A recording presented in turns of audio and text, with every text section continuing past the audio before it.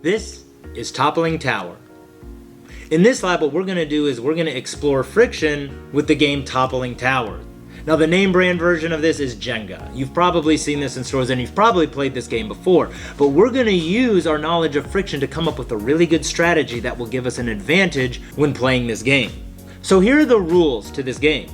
You must remove one block from the tower and place it on top. Now, the block that you remove has to be at least one row below the first complete row.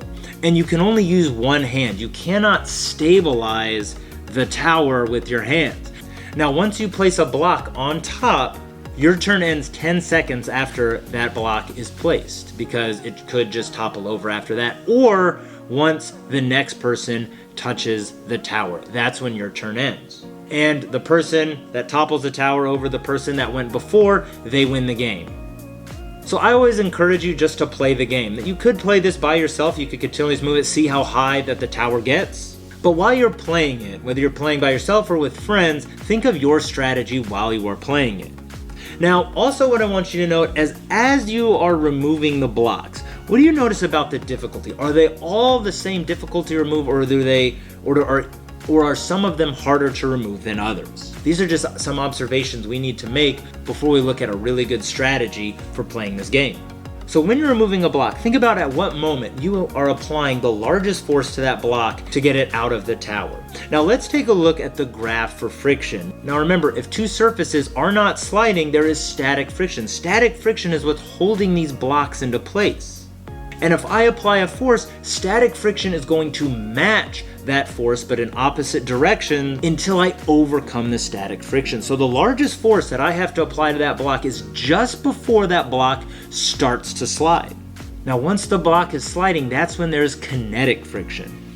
And if you look at the graph, kinetic friction does not depend on the force that's applied. So in order to remove a block, the largest force I'm going to have to apply is just before it starts to slide. That static frictional force that I have to overcome in order to start the block moving. Now to calculate the static frictional force that must be overcome in order to start the block sliding, this is the equation.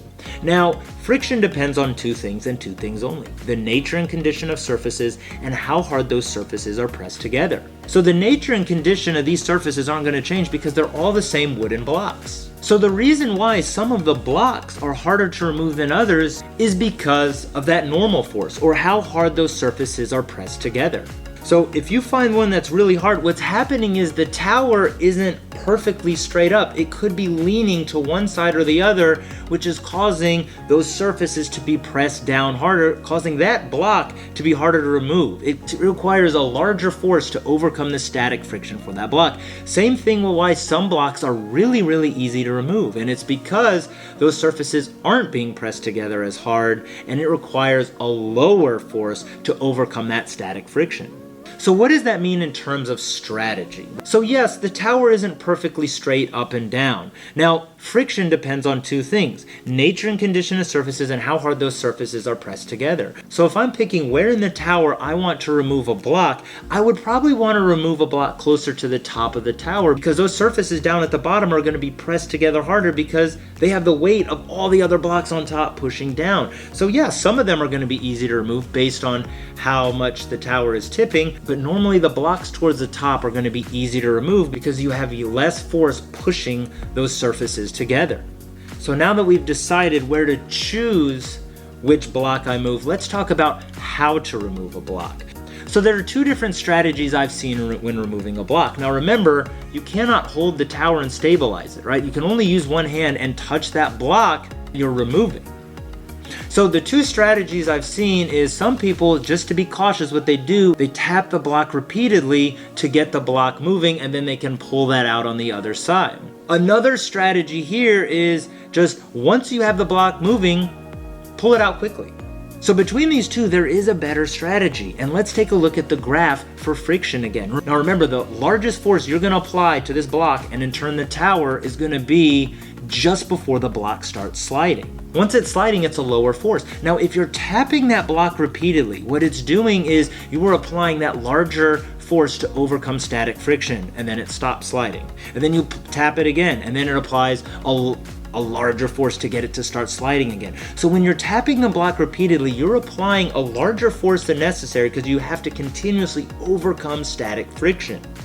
So what you'd want to do is once you get the blocks sliding, you want to remove it in one smooth motion because you're taking advantage of the fact that that kinetic frictional force is going to be lower than the static friction force that you must overcome. Now that we've determined that removing a block in one motion is better than tapping it, let's determine whether you want to remove it slowly or quickly.